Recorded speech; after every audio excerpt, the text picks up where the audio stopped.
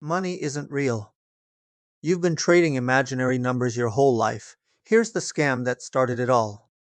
Right now, in your bank account, there's no actual gold, no actual cash, just a number someone agreed to trust. And that agreement?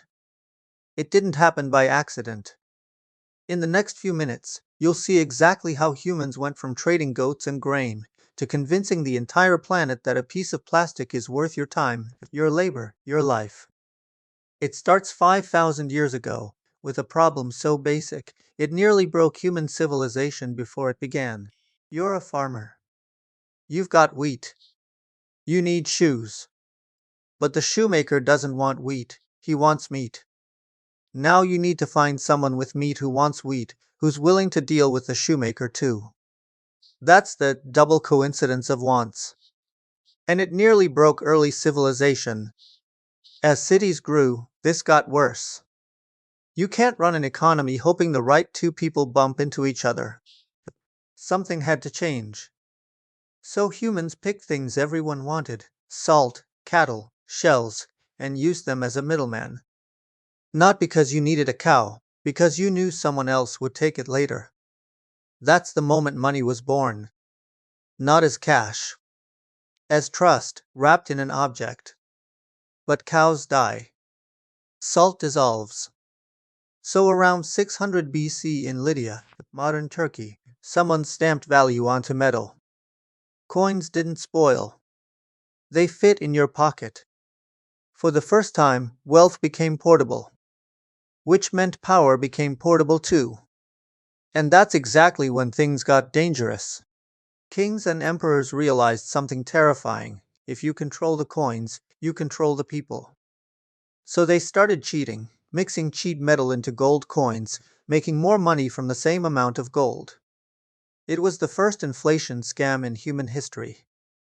And it worked for a while. But even coins had a limit. Try carrying enough gold to buy a house. So in China, around 1,000 years ago, merchants tried something insane: paper.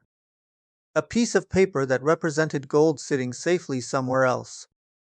People thought it was a joke, until they realized it was lighter, faster, and easier to fake trust with.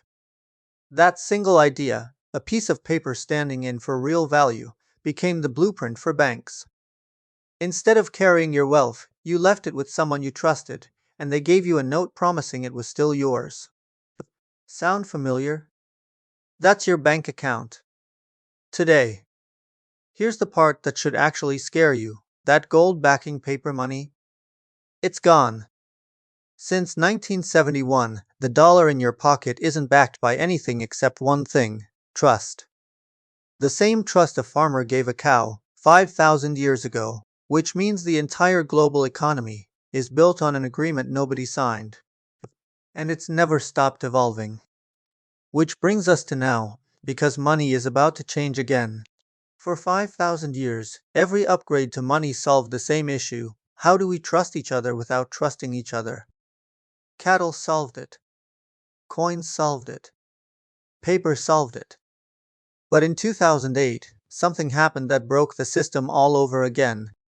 Banks, the institutions we trusted with our money since paper notes, nearly collapsed the global economy. People lost homes. Trust in the system cracked. And a few months later, someone using the fake name Satoshi Nakamoto published a 9-page paper with a radical idea: what if you didn't need a bank or a government to trust it all? Instead of trusting a king, a bank, or a government, you'd trust math. Code that nobody could cheat, debase, or print more of. It was the same idea as a cow, or a coin, or a dollar bill, just running on computers instead of trust in a person. Today, over 500 million people hold crypto. Governments are racing to build their own digital currencies. And your physical cash? It's disappearing. Most of the money in the world today isn't paper or metal at all. It's just numbers in a database. Which means we've come back to where we started. Money was never the wheat, the cow, the coin, or the dollar. It was always just an idea that enough people agreed to believe in. And that idea has just found its next form. So the real question isn't what is money, it's what happens when the world stops agreeing on what to trust next. That's a video for another day. If this blew your mind, subscribe, because we're about to cover exactly that.